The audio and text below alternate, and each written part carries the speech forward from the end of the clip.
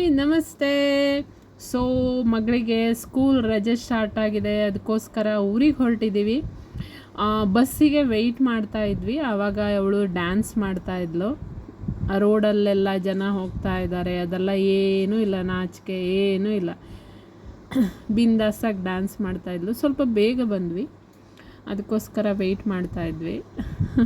ಸುಮಾರು half an ಅವರೇ weight ಮಾಡಿದ್ದೀವಿ. ಸೊ ಎಷ್ಟೊತ್ತು ಆವಾಗ ಬಂದು ಕೇಳ್ತಾ ಇದ್ಲು, ಅಮ್ಮ ಇನ್ನೆಷ್ಟೊತ್ತು ಅಂತ.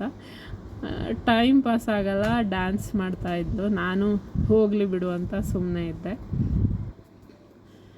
ಇಲ್ಲಿ ಬೆಂಗಳೂರಲ್ಲಿ ಅಷ್ಟೊಂದು ಸೆಕೆ ಇಲ್ಲ. ನಾನು ಹೋಗ್ತಾ ಇರೋದು ಬೆಂಗಳೂರಿಂದ ಕೊಲ್ಲೂರಲ್ಲಿ ಸಿಕ್ಕಾಪಟ್ಟೆ ಸೆಕೆ ಅಂತ ಹೇಳ್ತಾ ಇದ್ರು ಅಮ್ಮ.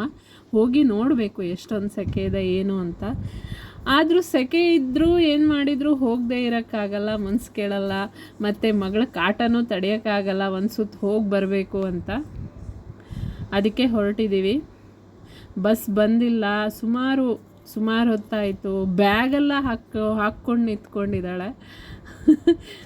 ಟೈಮ್ ಪಾಸ್ ಆಗಲ್ಲ, ಹೋಗಲ್ಲ ಅಂತ. ಅಮ್ಮ ಎಷ್ಟೊತ್ತಿಗೆ ಬರುತ್ತೆ ಅಂತ ಕೇಳಿ ಸಾಕಾಗಿ ಬ್ಯಾಗೆಲ್ಲ ಹಾಕ್ಕೊಂಡು ನಿಂತ್ಕೊಂಡಿದ್ಲು. ಹಾಗೆ ಬಸ್ ಹತ್ತಿ ಬಂದ್ವಿ ಮನೆಗೆ.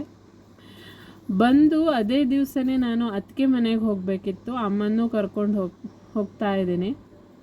ತುಂಬ ಸೆಕೆ ಇತ್ತು, ತುಂಬ ಅಂದರೆ ತುಂಬ ಸೆಕೆ ಇತ್ತು. ಕೊಲ್ಲೂರು ಬಸ್ ಸ್ಟ್ಯಾಂಡಲ್ಲೇ ಡ್ಯಾನ್ಸ್ ಮಾಡ್ತಾಯಿದ್ಲು.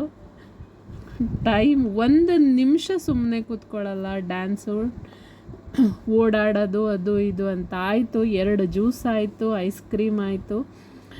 ಆದರೂ ಬಸ್ ಬಂದಿಲ್ಲ. ಕೊಲ್ಲೂರಿಂದ ಭಟ್ಕಳಕ್ಕೆ ಹೋಗಬೇಕಿತ್ತು. ಅವಳದು ಟ್ರೋಲಿ ಬ್ಯಾಗ್ ಇತ್ತು, ಅದನ್ನು ಹಿಡ್ಕೊಂಡು ಓಡಾಡ್ತಾ ಇದ್ದಾಳೆ. ಬಸ್ ಸ್ಟ್ಯಾಂಡಲ್ಲಿ ಜನ ಏನು ಇರಲಿಲ್ಲ, ಆದ್ದರಿಂದ ಓಡಾಡ್ತಾ ಇದ್ಲು. ಇನ್ನು 2 ತಿಂಗಳ ರಜೆ ಹೇಗೆ ಮುಗಿಯುತ್ತೋ ಹೇಗೆ ಕಳಿಯುತ್ತೋ ಗೊತ್ತಿಲ್ಲ. ಬಾಯ್.